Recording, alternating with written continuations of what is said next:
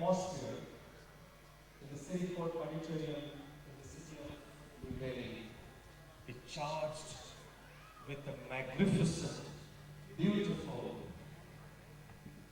spirit of youth.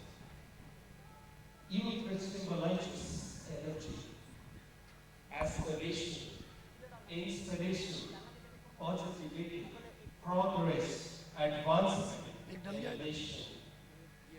That's the true essence of becoming.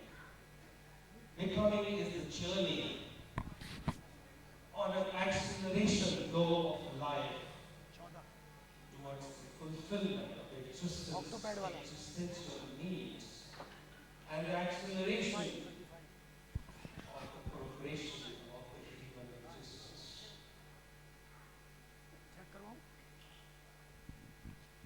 And how exciting the journey can become when the youth of today can be on the journey of becoming.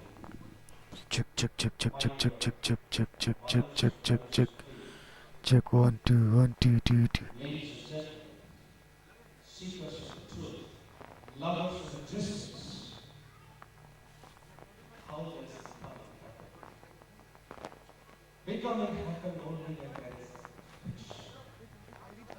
When we tap, tabla produces music only when we tap. Beautiful life emerges from the egg when we break it open, when it breaks open. The beautiful, the caterpillar becomes the beautiful butterfly. When it goes through that friction, the conflict, that leads to progress in human life.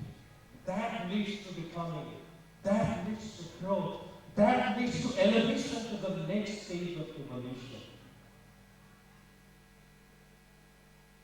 But today's youth has everything. Today's youth has all the information that is required in the age of Google and internet, in the age of the fourth industrial revolution. Information is available at fingertips. But what is lacking is wisdom. What is lacking is the ability to deal with friction, is the ability to deal with conflict. This is where we can see how the youth of today is dealing with friction. I'm just trying to move the slides and there's nothing.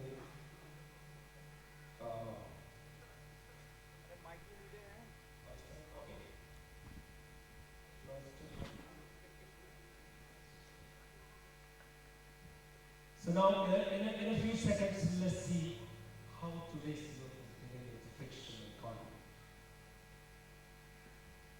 I'm going to share with you a few live examples. I'm going to share with you a few clippings that I have collected from newspapers recently. Is dealing with friction. This is what we are. This is how we are managing our relationships.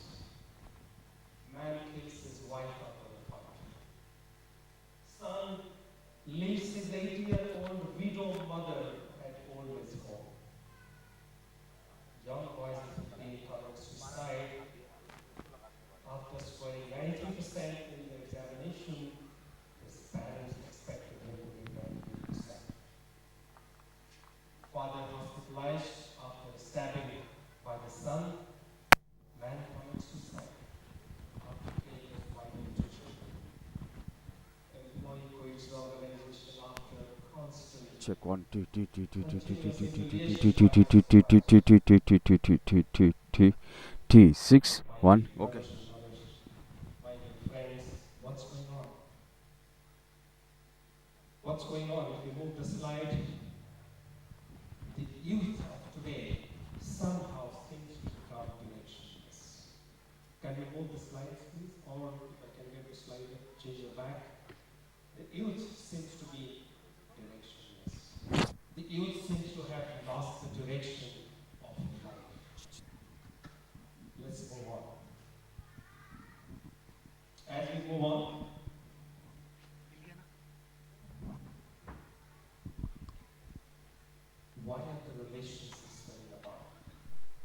We are talking about relationship, expectation, and failure management.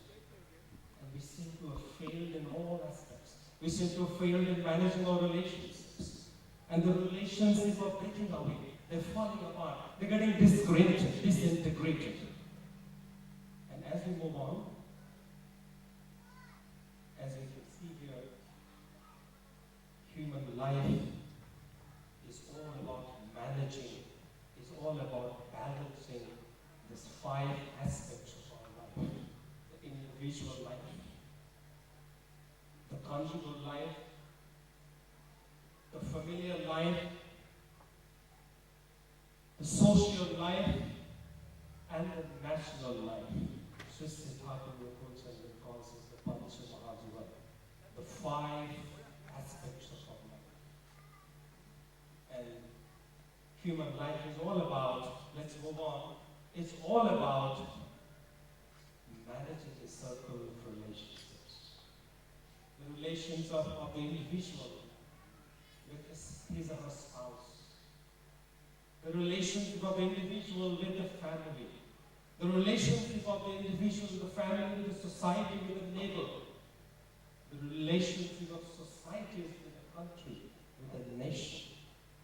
And as we move on, I want to share with you this picture of a wall.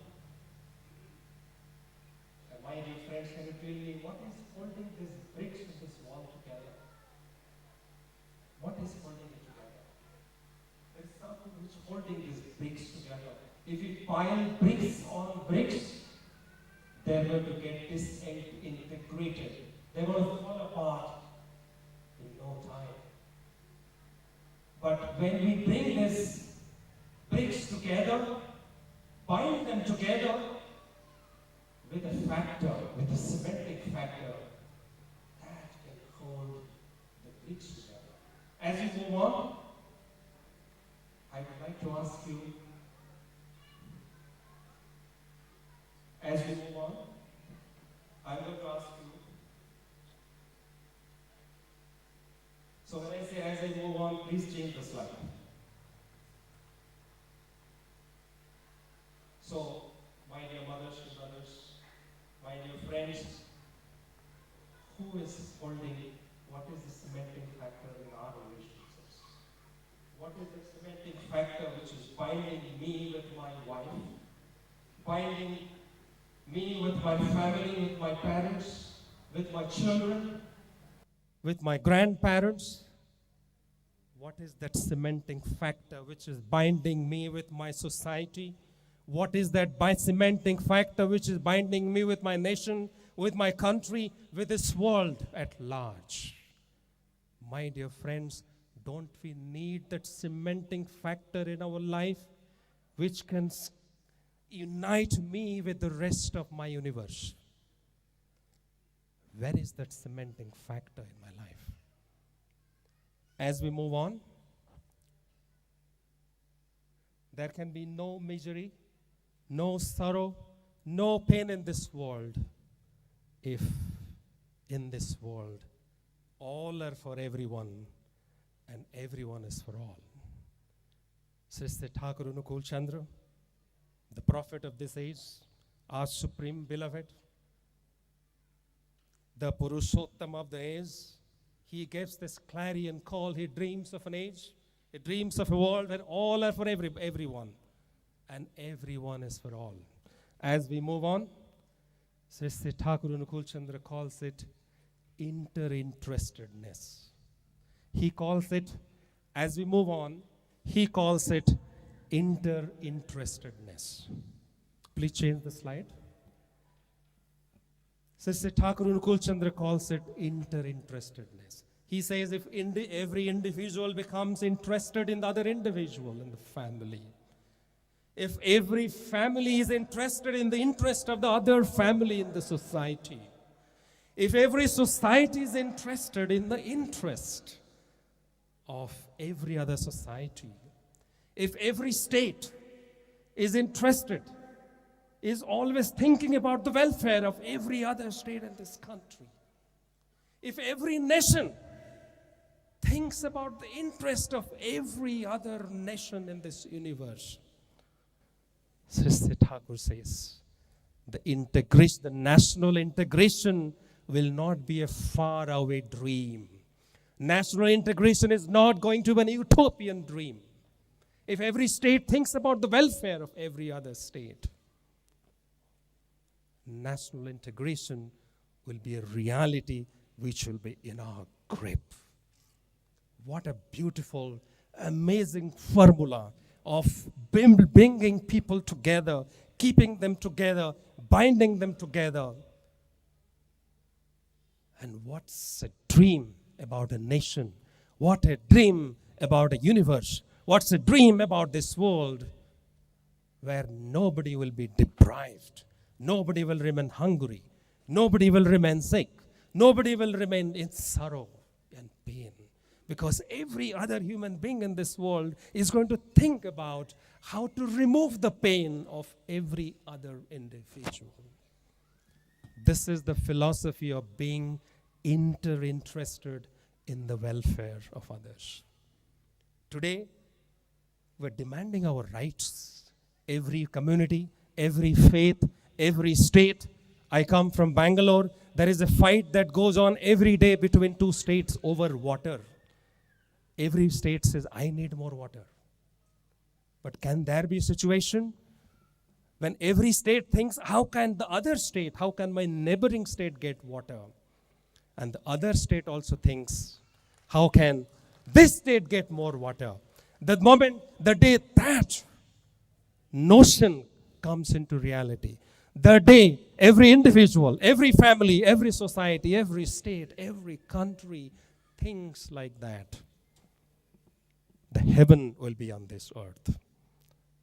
So as we move on, Sister Thakur Anukul Chandra says, love is not a mutual affair. Sister Thakur says, love is not give and take. That's what we understood all the time. Since our childhood, everybody tells, love is about giving and taking. Love is mutual. Sister Thakur says, for me, love is one-sided. Love is loving my supreme beloved, loving my object of love without expectations, without any desires, without any hope of getting anything in return. That's what true love is all about. That's what true love is all about. An American devotee came to Sister Thakur Anukul Chandra. And in the course of the conversation, the American told Sister Thakur, Thakur, I hate my mother like anything. Thakur became pale, his face turned pale. Sister Thakur with a grim voice replied, son, I love my mother like anything. The young man said, Thakur, that's okay, but I hate my mother. I hate my mother like anything. Sister Thakur at the top of his voice said, young man, I love my mother like anything. The young man cried. Tears trickled down on his cheeks. And the young man said, Thakur, I also want to love my mother. I want to love my mother. Because of some reasons, some incidents, some whatever it is, there has been some misunderstanding. We do not enjoy a good relationship. But Thakur, in the core of my heart, in the bottom of my heart, I want to love my mother the way you love your mother. Sister Thakur smiled and replied, he said, son, your love will teach you how to love your mother. Your love will teach you how to love your mother. Ignite that love in you.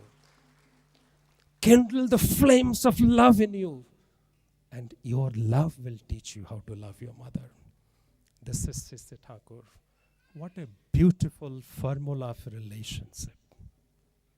The finance minister, the then finance minister of Bihar, came to Satsang ashram. He went round the ashram, looked at all the beautiful work that's happening in the ashram. He went to the hospital. He came to the research laboratory. He went to the publishing house. He went to the school. He came back to Sister Thakur and said, Thakur, there is so much beautiful work that's going on. philanthropic work that's going on in this Satsang ashram. Thakur, why don't you talk about this? Why don't you publicize this? Why don't you propagate this through mass media? So Thakur smiled, looked at him, and said, Dada, when you buy a sari for your wife, when you buy books for your children for the school, do you talk about it in the newspaper? Do you publicize that in the media? Do you talk about it on the television or radio? The minister said, Thakur, what are you saying? So does anyone talk about what happens in the family?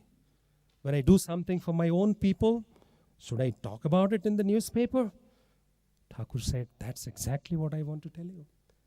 Everything that I'm doing, every mission that I'm carrying out, every activities that I'm organizing here in this Satsang ashram is for my own people. Everybody belongs to me. Everybody is my own. There is nobody who's away from me. There is no one who is not mine. Should I talk about in newspapers? Should I talk about in mass media? Should I talk about in television? The minister was mesmerized. Then he asked Thakur, tell me, what is your income? What is your expenditure? How do you run such a huge, massive satsang ashram here? How do you make it happen? What are your earnings? Where do you get money from? What expenses that you make? So Thakur looked at him and he said, man is my income and love is my expenditure.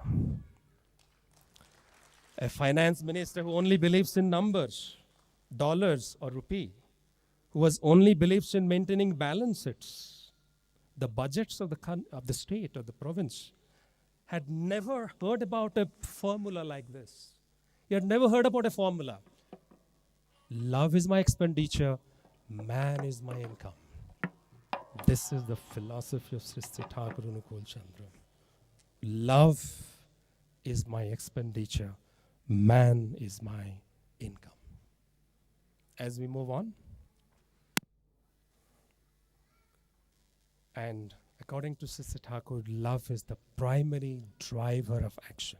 If I truly love somebody, I'm going to do something. I'm going to engage in an activity to fulfill the desires of that person. I will engage in an activity to make that person happy, to make that person elated, to make that person delighted. That's the nature of true love.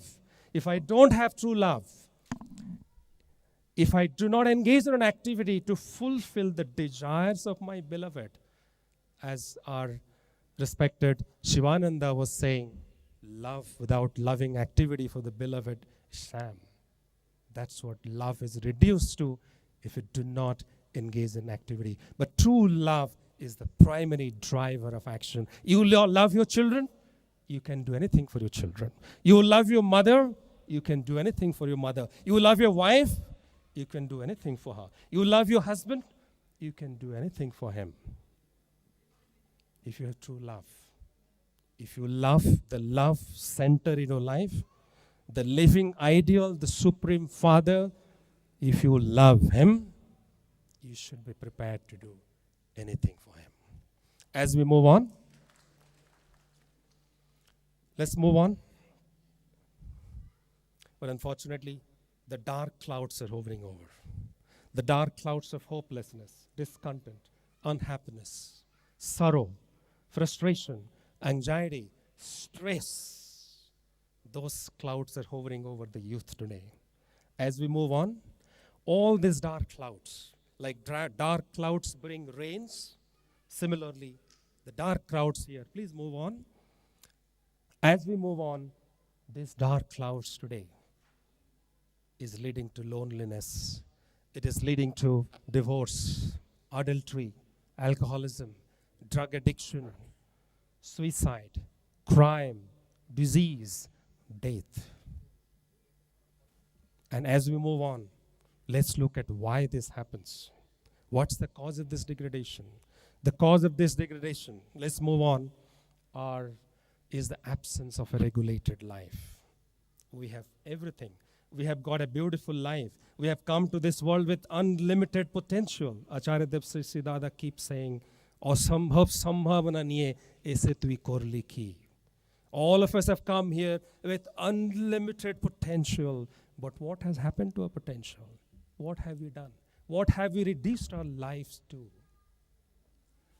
And this absence of regulated life as we move on is nothing but the control of complexes and passions over us.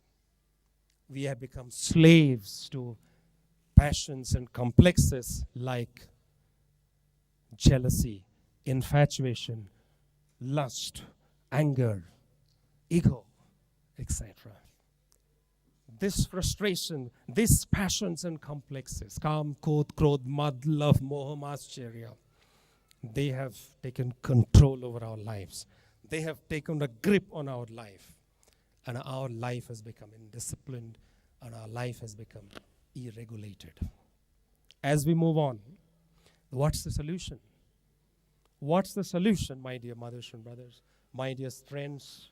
The solution, as we move on, I remember when I was a small child and I was going to Satsang.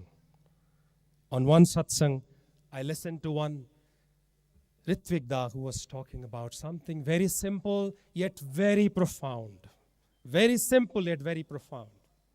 He said something in very simple words. He said, you can never draw a circle without a center. If you want to draw a circle, you need to have a center. Let's move on. He said, if you do not have the center in your life and want to draw a circle, you will end up creating a zigzag line.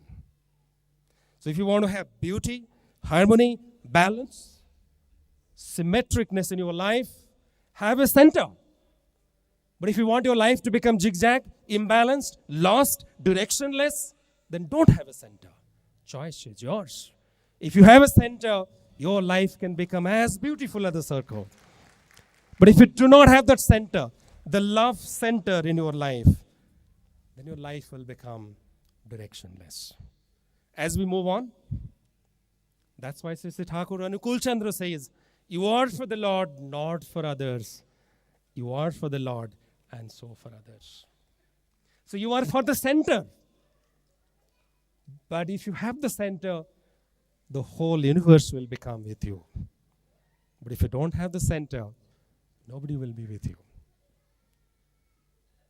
So if you love the center, if you are for Him, and you're only for Him, but if you're only for Him, being for others will become spontaneous and natural in you. That will become a thing of spontaneity, and that will become a natural, normal behavior in you to help others, to do something for others, to take care of others. You don't have to think about it. So as we move on, so when we have that love center in our life, lust becomes love. Anger becomes strength and courage. Greed becomes desire to acquire more knowledge. Passion becomes pride on my ideal. And attachment towards material things becomes universal love. And extravagance becomes constructive criticism. So when that transformation happens, when we have the love center, the irregulated, the indisciplined life will become disciplined. The indisciplined life which had lost direction, lost balance, lost hope, will find hope, will find balance, will find a purpose, will find meaning. That's how millions and millions and millions of people have transformed their life by accepting Sri Thakur Anukul Chandra as their love center, the living ideal. They have seen the transformation. They're seeing it every day. And not only they have transformed their own lives, I can say with concrete authority and assurance, they have transformed the lives of the future generations to come. Their future generations, which they haven't seen yet. So that's the purpose of having this living ideal at the center of your life. Ideal is not an idea, it's a person, a human being that you can touch, speak to. You can engage in a dialogue. You can serve him, question him. Alexis Carrel, the most eminent Nobel laureate once said that man cannot accept the conduct of rational, the universal conduct of rationality, unless he considers this law to be the commands of a personal God. We need a God that we can see, talk to, speak to, touch. That God is the living ideal. Purushottam, the omniscient, the omnipresent God comes in human form in every age. And as we move on, I know I just have a couple of minutes to complete. So when we have such a living ideal at the center of our life, when we take his initiation, in the process of initiation, we get something called mantra, the holy name. The mantra takes our mind to an elevated state. And when you are flying in an aeroplane and look down, as you can see in this picture, everything is looking the same. It's very difficult to distinguish where is a mountain and where is a tall building and where is a small building. It's very difficult to distinguish that because your mind is at an elevated state. Similarly, when we have a living ideal, take the holy name through the process of Diksha or initiation, our mind goes to an elevated state. We ignore the small material things. We ignore somebody's rebuke or somebody's appreciation. We become normal in every state. And that begins the journey towards progress, balance, happiness in life. With this, I would like to wish all of you, those who have accepted a living ideal at the center of your life, march on in that path with courage and vigor and bless yourself, get yourself blessed, and also ensure that everybody in your environment is blessed as well. But if you don't have a living ideal at the center of your life, don't lose any more time. Come, accept a living ideal at the center of your life. See the transformation that comes about in your life. Bande Purushottamam Jai Guru.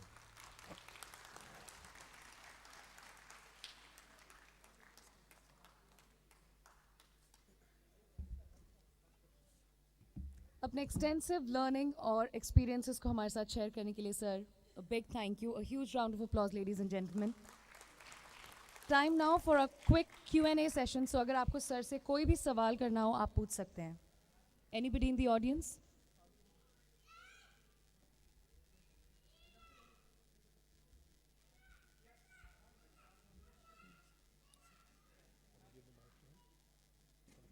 नहीं. I can use this.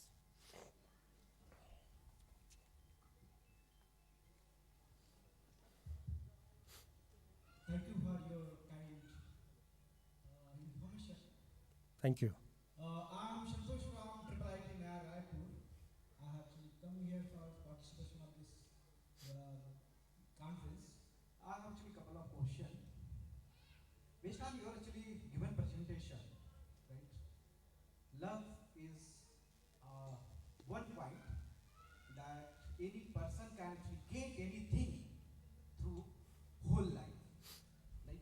And that can be actually achieved through the one kind of prophet,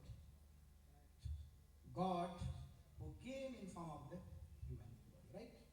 So how we can actually put that actually strength and particularly good way to achieve this love, so that each and every in our actually Indian culture can get all kind of success and all kind of actually the particular opportunity in its social life.